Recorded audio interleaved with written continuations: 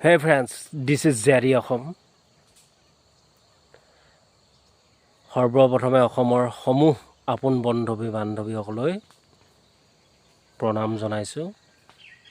আজি মনৰ উপলব্ধিৰে এষাৰ কথা নিজৰ দৃষ্টিভংগীয়ে নিজে ভাবি পাইছোঁ আৰু সেই কথাষাৰকে আপোনালোকৰ মাজত বক্তব্য হিচাপে দাঙি ধৰোঁ বুলিয়ে প্ৰকাশ কৰোঁ বুলিয়ে বা কথাটো ক'বলৈ আহিলোঁ।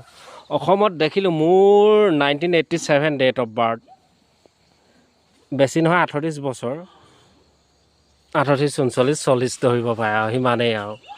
এতিয়া কথাটো হৈ গ'ল কি, অসমৰ দীৰ্ঘদিনীয়া মানে সংগ্ৰামৰ পথাৰখনত, যিখন মানে খিলঞ্জীয়া অস্তিত্বৰ যুদ্ধখনত বা ৰাইজৰ সমস্যা সমাধানৰ যিকোনো ক্ষেত্ৰতে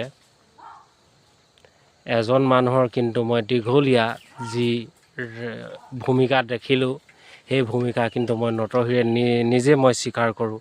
অখিল গগৈ ডাঙৰীয়াই অসমৰ যিকোনো ক্ষেত্ৰতে দেখিছোঁ, অসমৰ জাতীয় সমস্যা লানি মানে যেতিয়াই জনসাধাৰণৰ বা অসমৰ সমস্যাৰাজিৰ ওপৰত মানে দেখিলোঁ, বহুত মানুহ আছে, বহুতে নিজৰ ব্যক্তিগতভাৱে কাম কৰি আছে বাৰু, সেয়া বেলেগ কথা।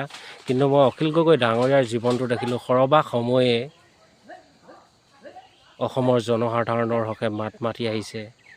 হয়তো কালি জীয়াই থাকো নাথাকো, হিন্দী চিনেমাত এটা কথা আছে, কাল কৃষ্ণে দেখা হে। গতিকে কথাটো এনেকুৱা, গতিকে মই আজি আছোঁ, মোৰ বৰ্তমান পেৰালাইচিছে, ময়ো অসুখীয়াই হৈ আছোঁ বাৰু। আজি এবছৰে পৰি আছোঁ, 2025 চনতে পৰা এতিয়া 2026 আৰু 10 দিন আছে।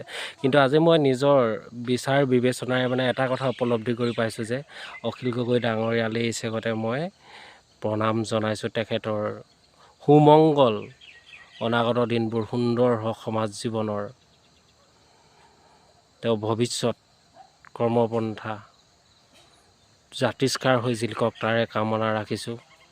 তেওঁ দীৰ্ঘজীৱী হওক তাৰ আশা ৰাখি আজি এই ভিডিঅ'টো বনালোঁ আৰু সকলোলৈকে প্ৰণাম জনাই মোৰ ভিডিঅ'টো সামৰণি মাৰিছোঁ।